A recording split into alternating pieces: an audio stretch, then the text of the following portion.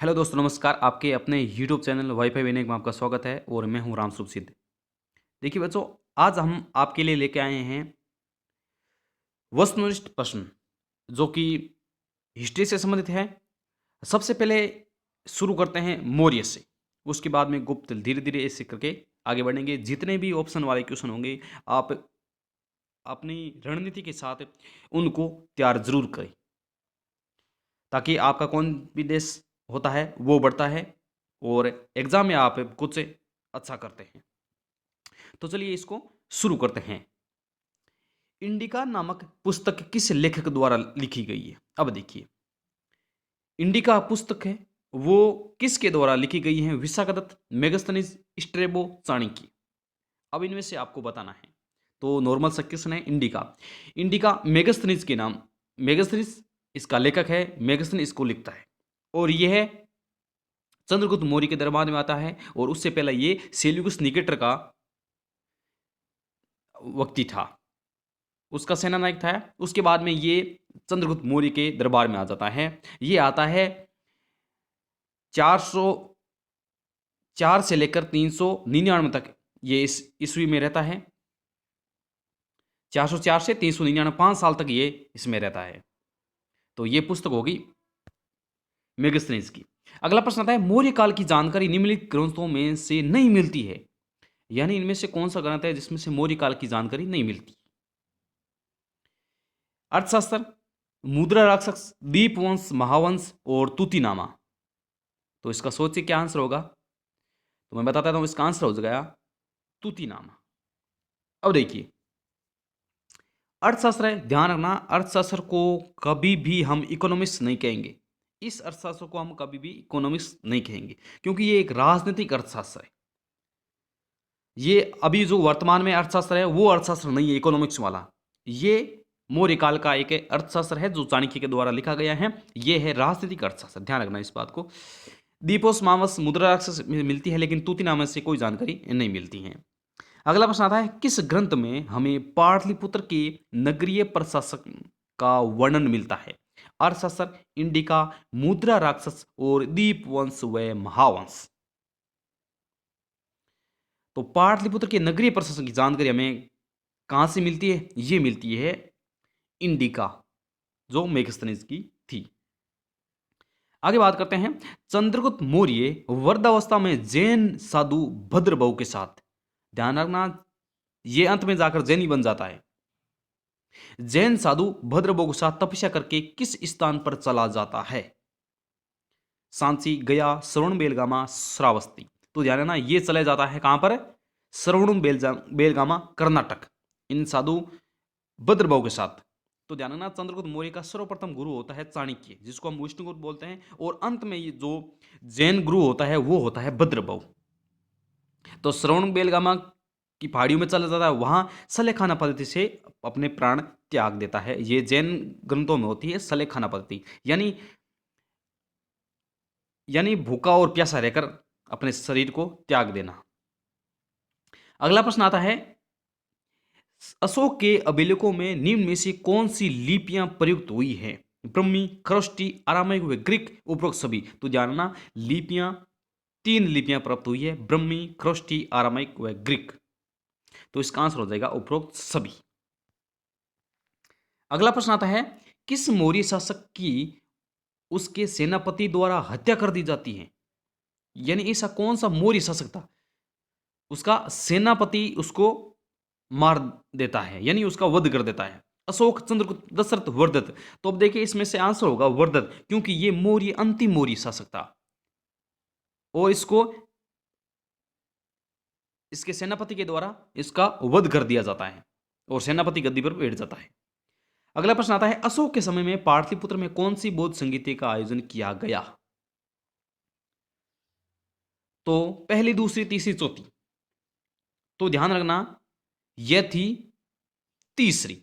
अब काफी बार प्रश्न पूछा गया है, यह प्रश्न कहां पूछा जाए, यहां तो ये सीधा आएगा ऑप्शन वाले में, यहां आएगा, उसके बाद में नीचे आएगा मौर्य काल में कुछ एक प्रश्न ऊपर बता दिया जाएगा कि सत्य यहाँ है, सत्य कौन सा है। उसमें यह लिखा जाएगा कि अशोक के समय पाटलिपुत्र में द्वितीय संगति का आयोजन हुआ, और ऊपर पूछा जाएगा कि असत्य है, तो ध्यान रखना द्वितीय असत्य होगा, ये तीसरी बोध संगति थी। इस प्रकार का प्रश्न आएगा। मौर्य काल में प्रचलित विनिमय का माध्यम कौन सा था? पण, सिक्का, देन, कोड़ी। तो ये क्या, ये था पण। क्या था? पण।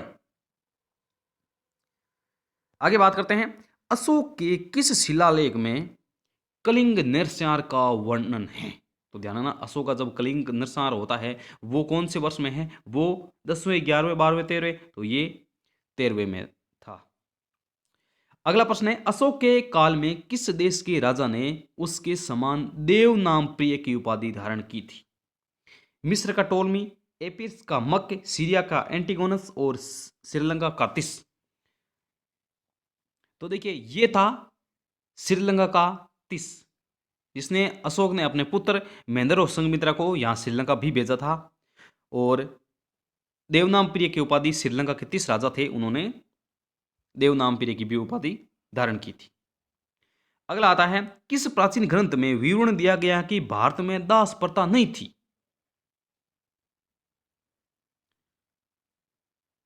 ध्यान रखना, अशोक के किस प्राचीन ग्रंथ में विवरण दिया गया कि भारत में दास प्रथा नहीं थी? अर्थशास्त्र, इंडिका, दीपवंश, महावंश और सी यू की।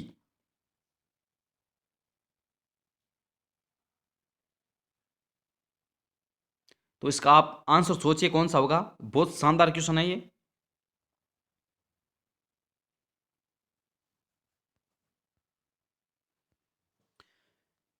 तो क्या सोचा आपने?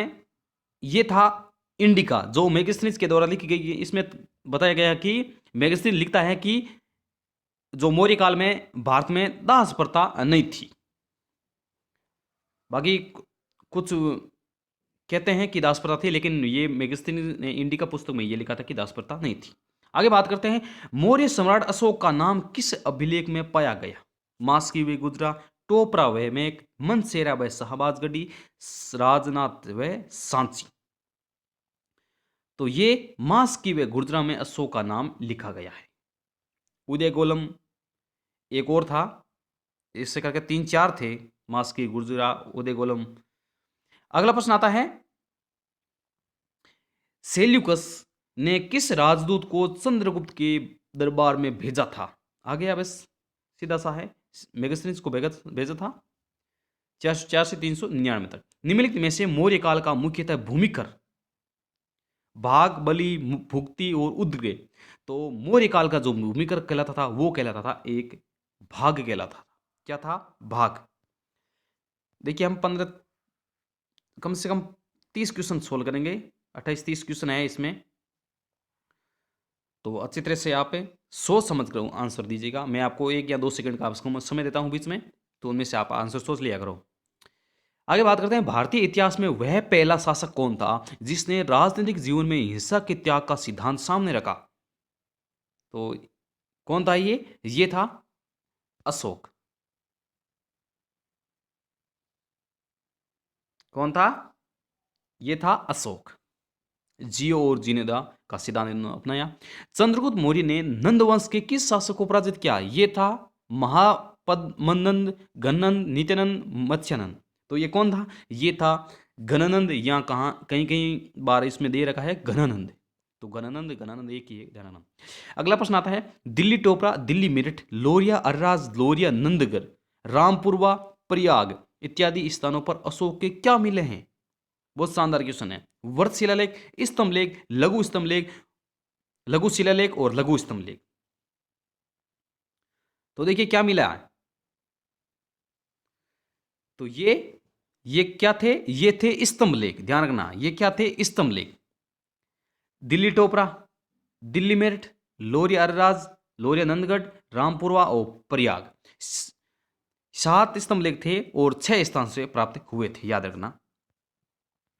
अगला आता है, प्रांतीय शासन का सर्वप्रथम उल्लेख मिलता है। प्रांतीय शासन का सर्वप्रथम उल्लेख मिलता है, कहां मिलता है? मौर्य काल में, गुप्त काल में, हर्ष काल में, सतलज काल में। तो ये प्रांतीय शासन का काल था। ये सर्वप्रथम उल्लेख मिलता है मौर्य काल में। किसमें मिलता है? मौर्य काल में। अगला आता है, कौटिल्य ने अर्थशास्त्र का प्रमुख विषय बताया। आ गया, मैंने पहले भी बताया था वो।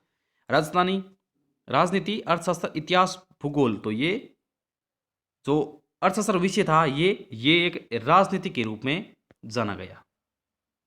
ठीक है, आगे बात करते हैं। अशोक ने अपने राज्याभिषेक के 8वें वर्ष में किस राज्य पर आक्रमण किया जिसमें भयंकर नुकसान हुआ? तो ये कलिंग। कली के बाद में ही ये जो अशोक है वो अपने व्यक्तित्व में परिवर्तन करता है और जियो और जीर्णोद्धार सिद्धांत पर चलता है। अगला है, सम्राट अशोक ने अशोक पर बौद्ध धर्म का प्रभाव डालने वाले व्यक्तियों में से निम्न में से नहीं था? निग्रोध, मोगालितपुतिस, उपगुप्त और फयान। तो इनमें से कौन सा था ये इनमें से नहीं था। निग्रोध था, मोगालितपुत था, उपगुप्त था, लेकिन फायान इसमें नहीं था।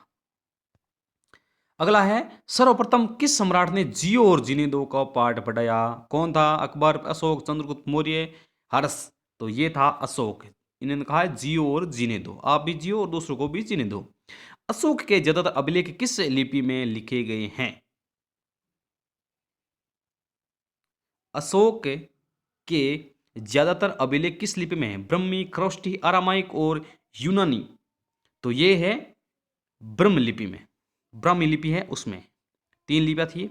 अगला प्रश्न आता है, सुदर्शन झील का निर्माण किसके शासनकाल में करवाया गया? तो सुदर्शन, चंद्रगुप्त मौर्य, समुद्रगुप्त, अशोक और हर्ष। ध्यान रखना, सुदर्शन झील का निर्माण किसके शासनकाल में कराया गया? ये चंद्रगुप्त मौर्य के शासनकाल में कराया गया था। ठीक है ना। अगला प्रश्न आता है, अशोक ने श्रीलंका में बौद्ध प्रचार हेतु किसे भेजा?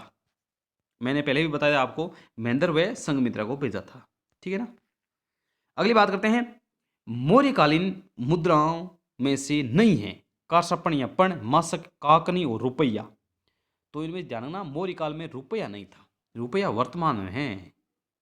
तो रुपया यहाँ आपका आंसर हो जाएगा 4 नंबर। अगला प्रश्न आता है कि मौर्य वंश की स्थापना किसने की? तो बस नॉर्मल सा क्वेश्चन है, चंद्रगुप्त मौर्य ने। तो ये आज के कुछ इंपॉर्टेंट प्रश्न थे। इसके बाद में हम धीरे धीरे देखिए, इसके साथ में मैं अगर यहाँ लाना चाहता तो कम से कम 60-70 क्वेश्चन लेके आता था, लेकिन ये वीडियो का भी बड़ा हो जाता था। उसके बाद में हम सोच रहे हैं कि अलग अलग पार्टों में लेकर आए, तो इसलिए देखने में भी आसानी हो, वीडियो भी लंबा ना हो। तो इस प्रकार हम ऑप्शन वाले क्वेश्चन अभी लेके आ रहे हैं। पहले देखिए, सीधे इनको ना पढ़िए। अगर आप इस सीधे पढ़ते हैं तो कोई फायदा नहीं मिलता। आप पहले चैप्टर को कंप्लीट कीजिए, उसके बाद में हमारी प्लेलिस्ट में जाइए। वहाँ पर अगर आपने मौर्य काल कंप्लीट कर लिया है तो मौर्य काल में आप प्लेलिस्ट में जाइए, वहाँ पर लिखा हुआ है मौर्य काल। उसमें जितने भी आंसर ऑप्शन वाले क्वेश्चन हैं उनको आप पढ़िए। ठीक है। देखिए इसके सामने ये आंसर लगे हुए, लेकिन मैंने पेन से टिक कर दिया ताकि जैसे मान लो इंडिका नामक पुस्तक किस लेखक के द्वारा लिखी गई, जैसे प्रश्न पढ़ा आंसर हमारे सामने दिख गया तो हम पढ़ते हैं मैगजीन्स नहीं। तो मैंने ऑप्शन मिटा दिए हैं, फिर मैं ऑप्शन वापस आपको बताता हूं। तो चलिए दोस्तों, मिलते हैं फिर अगले वीडियो में। तब तक के लिए नमस्कार, जय हिंद, धन्यवाद।